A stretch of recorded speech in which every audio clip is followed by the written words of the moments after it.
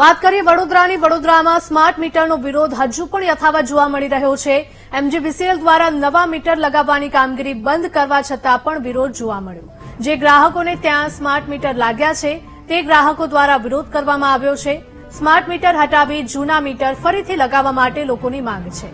શહેરના ફતેગંજ વિસ્તારમાં ગ્રાહકોએ આંદોલન શરૂ કર્યું છે. ફતેગંજ સંઘર્ષ સમિતિના નેજા હેઠળ આંદોલન શરૂ કરાયું. ફતેગંજ પેટા વિભાગ કચેરીએ પહોંચીને ગ્રાહકોએ આંદોલન શરૂ કર્યું.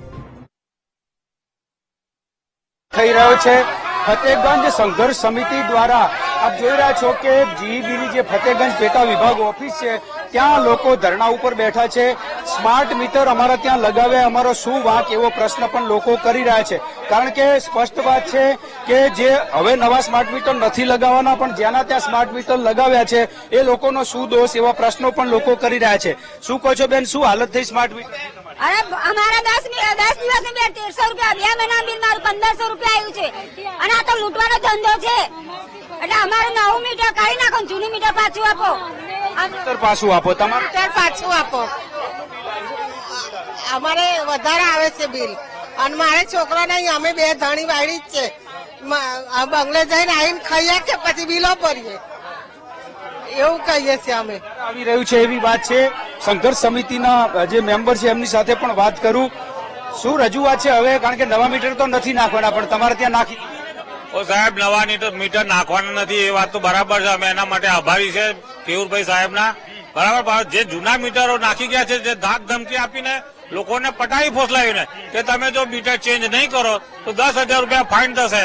અને ત્યાર પછી જો આ રીતે લોકો હેરાન થતા, પરેશાન થતા, આજે અમે ત્રીજી વખત જીબી ઓફિસ આવ્યા છે. કોઈ અમારું સાંભળવા વાળું નથી, કોઈ એક્શન લેતું નથી. તો અમારે પછી ગાંધી ચીધ્યા માર્ગે આંદોલન કરવું પડશે, ભૂખ હડતાલ કરવી પડશે. જો હજુ પણ આજે કઈ કંપની તમે એડવાન્સમાં પગાર આપી દે, તમને એડવાન્સમાં પગાર આપે તો એડવાન્સમાં પૈસા શું કામ ભરાવો? વપરાશ કરાવો, પછી 2 મહિના પછી જે ચાલતું હતું એ બરાબર જ હતું. એમાં કઈ સ્માર્ટ મીટર લગાવવા માટે કોઈ પ્રોબ્લેમ નથી અમને. પણ તમે એને ઇમ્પ્લિમેન્ટ પ્રોપર કરો, ઉપરથી નીચે લાવો. નાના માણસો, ગરીબ માણસોને હેરાન કરીને તમને શું ફાયદો છે? હેરાન થઈ રહ્યા. સંઘર્ષ સમિતિનો શું નિર્ણય છે? આજે શું રજૂઆત કરો છો? કારણ કે તમારે ત્યાં મીટર મારો સવાલ એક જ છે કે મીટર લાગી ગયું, હવે તો મારે રિચાર્જ કર્યા વગર મારું મીટર ચાલવાનું નથી.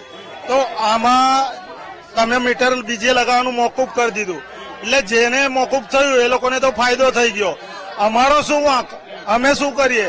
અમે એડવાન્સ ભરીને બી અમારું મીટર બંધ થઈ જાય છે.